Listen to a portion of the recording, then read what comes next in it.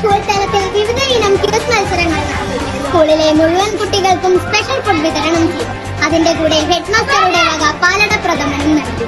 സ്കൂളിലെ 2 അധ്യാപകർ scout training പൂർത്തീകരിച്ചു. ഉടനെ യൂണിറ്റ് ആരംഭിച്ചു.